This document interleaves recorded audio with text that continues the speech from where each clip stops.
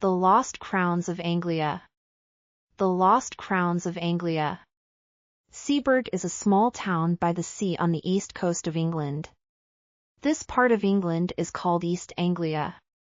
I went to Seaburgh for a holiday in 1919 with my friend, Henry Long. There were few visitors in Seaburgh that year. There was only one other visitor in our hotel. His name was Paxton. Paxton was a tall, thin young man. He looked worried and unhappy. One evening, when Henry and I were sitting in the hotel lounge, Paxton came up to us. "Excuse me," said Paxton, "I must speak to somebody. Something strange has happened to me. I'd like to talk to someone about it. May I talk to you?" "Of course," I said. "Please sit down and tell us about it." "A few days ago," Paxton said, "I went for a walk to Preston. Preston is a village about 5 miles from here. I took my camera with me.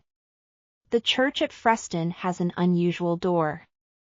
I wanted to photograph it. There are 3 wooden crowns on the door. The village priest came out of the church. I asked him about the 3 crowns on the door. The priest told me a strange story. Many years ago," said Paxton, "Anglia was a kingdom. The last king of Anglia died over 1,000 years ago. When he died, his 3 crowns disappeared. The people believed that the crowns were magic. They believed that the crowns were buried in different places. The crowns guarded the coast against enemies from across the sea. About 300 years ago, one of the crowns was found. It was secretly sold. No one knows what happened to it after that." "What about the other 2 crowns?" asked Henry. "The second crown was washed into the sea. It was never found again." "What about the 3rd crown?" I asked Paxton. "Was it ever found?" "I'll tell you about that," answered Paxton. "There was a family here called Agar. The people believed that the Agars were guardians of the 3rd crown. The last Agar died a year ago, in 1918. He had no children. I found his grave in the churchyard. I wrote down what was written on the gravestone. William Agar. Died. 21th December 1918. Aged 28 years. Later, I went to the bookshop in Preston. By chance, I found an old book dated 1740. Inside it were some lines of poetry. "Nathaniel Agar is my name. I own the hill above the sand. All Agar's duty is the same. To guard the crown that guards the land. When I am dead and in my grave, and all my bones are rotten, my sons shall keep my name alive. It shall not be forgotten." I bought the book and walked back towards Seaburgh. I found the house where William Agar had lived. The house is halfway between Preston and Seaburgh. Above the house is a small hill. There is a circle of trees on top. I knew that this was the place. "The place for what?" I asked. Henry and I were becoming tired of this long story. "The place where the crown was buried," said Paxton. "And did you find this crown?" I asked in a tired voice. Paxton's answer surprised us both. "I have it in my room," he said. "Come and see it, then you'll believe me." Henry and I did not believe him. We thought that Paxton was not telling the truth. But we stood up and followed him. Paxton led us to his room. He opened a suitcase. Inside the suitcase was something wrapped in newspapers. He unwrapped the newspapers. There was a crown. The crown was made of silver. It was a circle of metal with 4 jewels. I put out my hand to touch it. "Don't touch it!" Paxton cried and held the crown away from us. Why not? I asked in surprise. We won't take it from you. I'm sorry, said Paxton. It's because. He looked round the room in a strange way. Since I took the crown, I haven't been alone. You haven't been alone? Henry said. What do you mean? Then Paxton told us more of his story. After I'd been to Ager's house, I came back here. I got a spade and a lantern. When it was dark, I went back to the hill above the house. I started to dig a hole at the top of the hill, in the center of the circle of trees. As I was digging, Paxton went on, I was sure someone was watching me. Once, I thought I saw someone. But I wasn't sure. The person was always behind me. Once, I felt someone pulling my coat. But then I found the crown. At that moment, I heard a terrible cry behind me. Who cried out? I asked. I couldn't see anyone, Paxton answered. But I think I know. He pointed to a book on a table beside the bed. Every time I come back to my room, the old book is open. I looked at the table.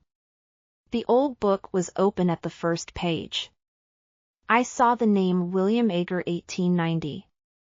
So you think that William Ager is following you? I said. But William Ager is dead. It's the ghost of William Ager, said Paxton.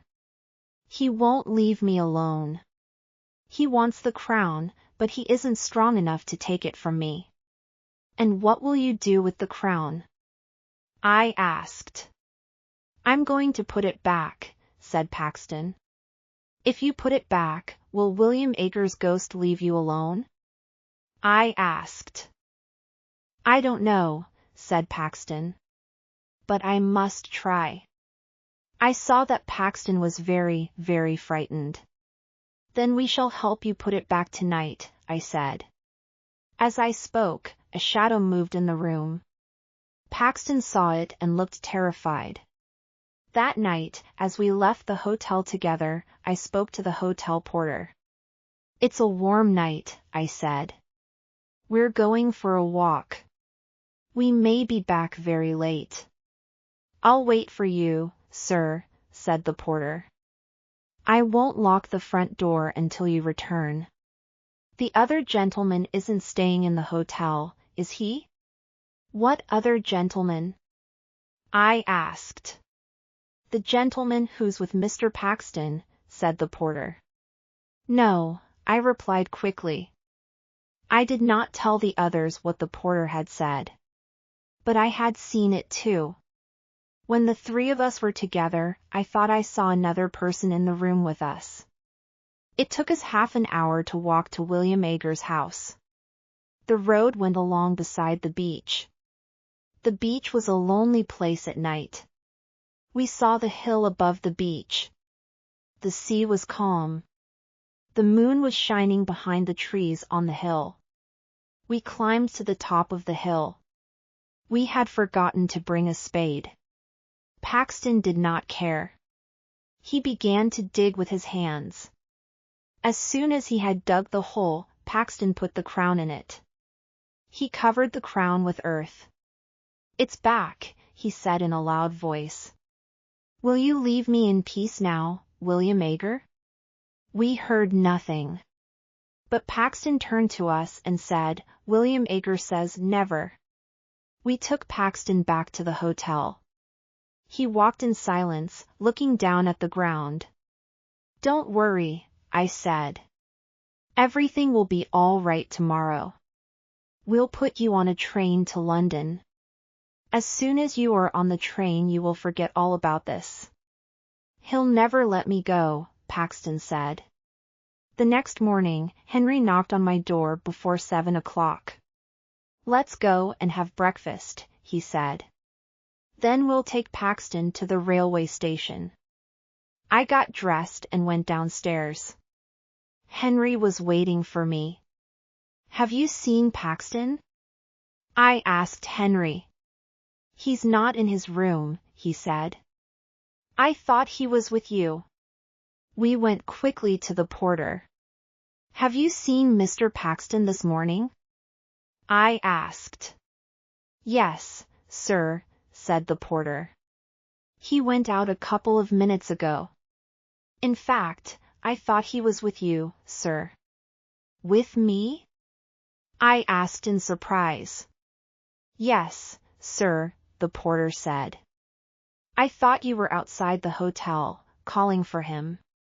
It looked like you, sir. But I was reading the paper. Something strange happened at Preston yesterday. What happened? I asked. A grave was opened at the church, the porter said. The bodies disappeared. Whose grave was opened? I asked. A man who used to live here, the porter replied. A strange man, called William Ager. Henry and I ran outside. Paxton was on the beach. He was walking quickly and waving to someone. We could not see who he was waving to. There was a thick mist coming from the sea. As we ran after Paxton, the mist became thicker. In a few seconds, we could not see Paxton. But we saw his footprints in the wet sand. The marks of his shoes were clear. There were other marks in the sand. They were made by someone who was not wearing shoes. The marks were strange. They were the shape of feet. But they were feet without flesh, only bone. We called Paxton's name. We thought we heard Paxton call our names. Then we heard a long and horrible scream. I shall never forget the sound of that scream in the mist. We stopped. We were afraid. We did not want to meet the creature that Paxton had met. We both knew that Paxton was dead. We walked forward slowly. A few yards away, we found Paxton's body. His mouth was full of sand and stones. His neck was broken. We heard a strange laugh in the mist. It was not the laugh of a living man. Henry and I were terribly afraid. The police asked us a lot of questions. They never found out who murdered poor Mr. Paxton. Henry and I did not tell the police what we knew. They would not have believed us. Henry and I did not go back to look for the crown of Anglia. The crown is safe. We did not want to meet the ghost of the guardian William Ager. Hope you have enjoyed the story. Subscribe to find more fascinating and exciting stories.